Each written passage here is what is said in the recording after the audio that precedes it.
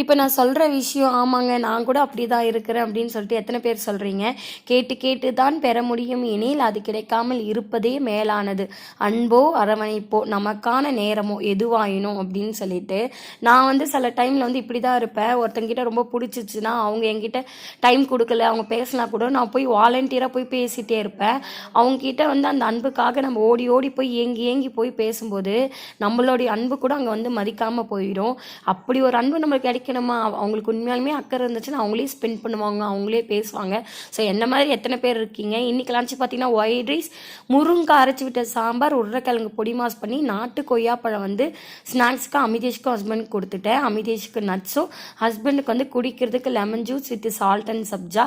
Morning பிரேக்ஃபாஸ்ட்க்கு உளுந்தங்கஞ்சி, கருப்பு உளுந்தும் கருப்பு கவுனிங்க அரிசியும் போட்டு நல்லா வறுத்து பொடி பண்ணி கஞ்சி மாதிரி வச்சு கொடுத்தேன்.